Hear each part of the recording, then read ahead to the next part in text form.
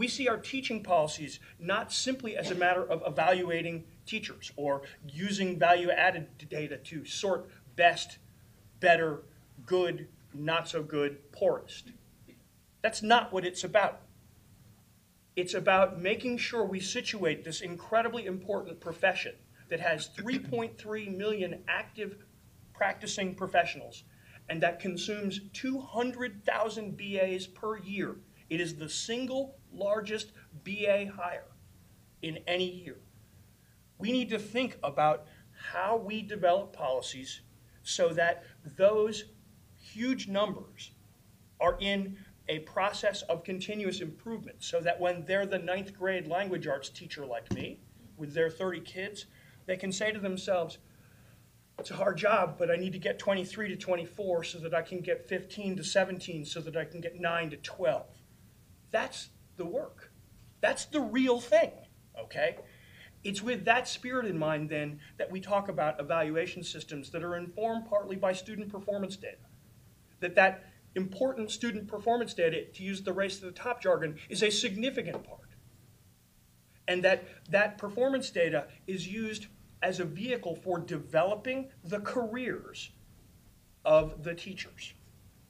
Developing the careers is the term that we use in our policy, not firing, although firing is a career development decision, not giving somebody a raise, although giving somebody a raise is a career development decision, not advancing them to a coach, although giving somebody more responsibilities to develop the skills of other adults is a career advancement decision, career development decision, but career development in general. We need to use this as one among many sorts of data. Now, again, we know that professional development is a part of career development. We know that it's a huge expenditure. Don't just think about federal budgets, although when you think about federal budgets, you want to think about how we use Title II money in particular, or how we use our competitive grant programs to create teacher development pathways as well. Think about how much money we spend on graduate credit after entry-level pay. Okay, it's about 30% of the teacher payroll. That's a huge amount of money that we spend on professional development.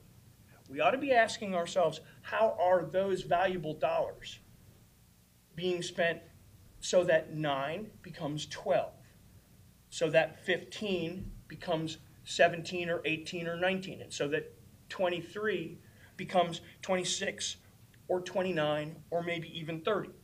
That's what we ought to be doing. Now, what I want to do is to turn this over to the practitioners with that kind of very lofty introduction. You get our frame of reference now, because what they're doing in both of these school systems is the extraordinary hard work of asking, how can we tighten the connections between the way we look at teaching performance, the way we use student data, and the way we develop teacher careers? I'm going to let them do their own storytelling, but I think it's incredibly important for us to listen to the way the work gets done in these two school systems. Frankly, especially in the debate in the District of Columbia Public School System, the clanging noises outside the school system have masked the extraordinary work that's being done to make sure that those connections are being made well. I can say this as somebody not who is an outside observer, but somebody who is married to a DC public school teacher who coaches other public school teachers and who uses the impact system as a valuable tool. But I think that it needs to be introduced by the folks who have made it, but I'm happy to rep it when the time comes because it's in my home hood and I can rep my hood that way.